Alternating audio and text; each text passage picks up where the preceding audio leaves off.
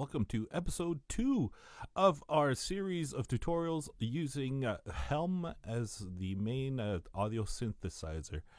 Alright, so last episode we had some bass sounds and how to play around with those. We're going to keep the bass feel going on. We're going to start by making a kick drum kind of sound, so something that you'd hear on like an 808 or a 909. So we're going to start by finding our waveform, and we're going to go with the sine wave on this one, exactly like we did last time. So you don't really hear too much, right? It's not that loud. Let's bring it up a bit. Sounds pretty simple, right? All right, so we're going to add some sub to that.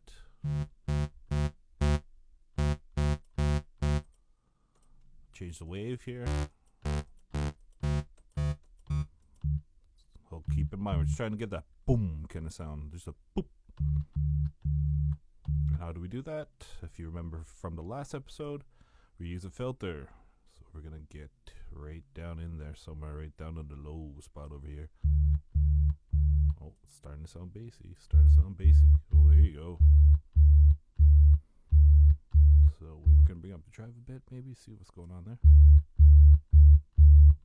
Ooh, that's pretty bassy. That's nice. All right, so as you can imagine, a kick is just a one shot. It's a really like a boom, and that's it. So we're not, if you remember the amplitude envelope here, we're not going to need much sustain whatsoever. So we're going to cut that right out. So to give you an idea, sustain kind of, it stays there, sort of, I guess would be the word. And resonance, we're not going to need that either. So what we want here is for it to decay. That's when the sound drops. You can see it right there when it just starts. Oh, there we go. Now we're getting somewhere. Get a bit more.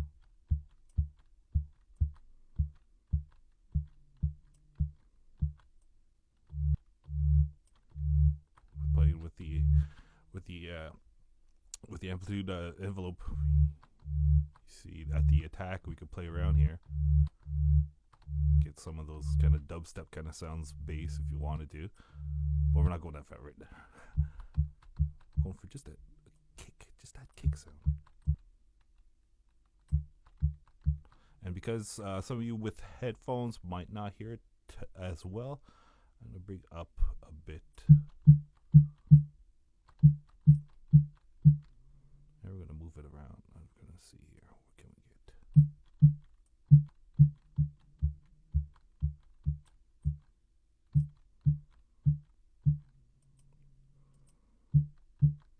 That's a little too much.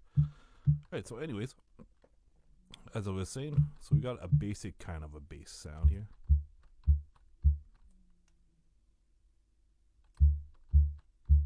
You also play with the filter envelope if you want to, but it's not really going to do too much.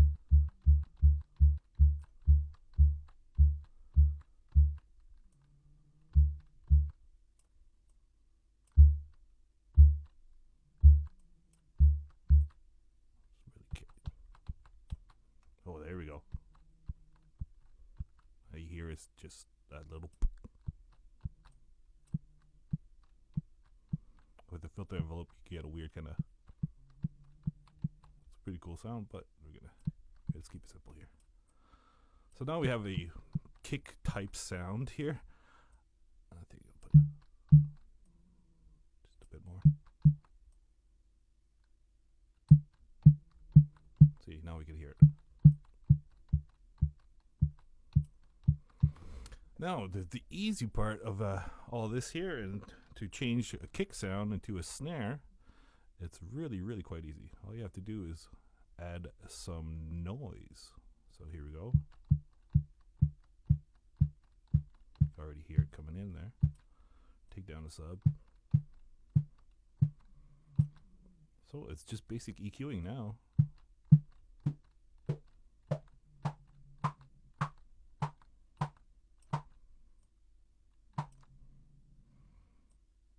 Can change the shape a bit.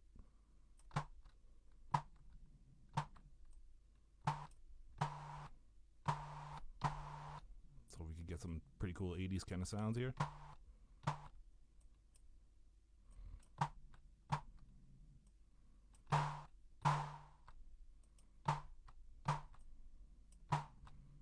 And once again, you can play around with all your filters and whatnot.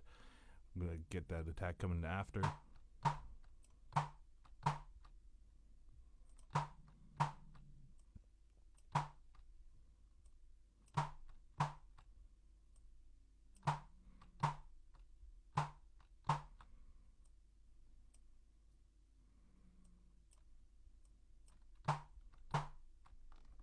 So now we have a basic snare sound, right? So far we had a kick sound, we have a snare sound.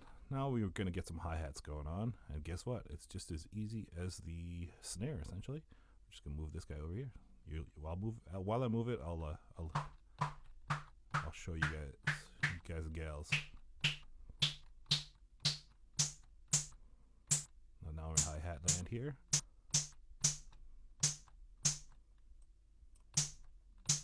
If you want to put a bit of sustain on it, get that old school sound.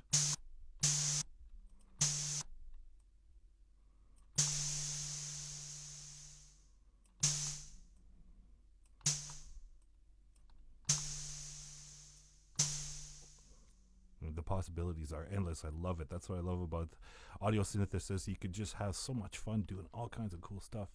And let's say you want to add some more, another oscillator in there. Just get a little nice little texture going on. Change it around. Get a nice snare sound. Just have fun. Really, that's all I really gotta recommend. Is we're gonna continue having fun in our next episode. But for now, that'll be it. It was a quick one, and I encourage you everybody to come check out our Instagram, check out our Facebook, and we'll be posting these across all of our digital creator sites. Have a good day.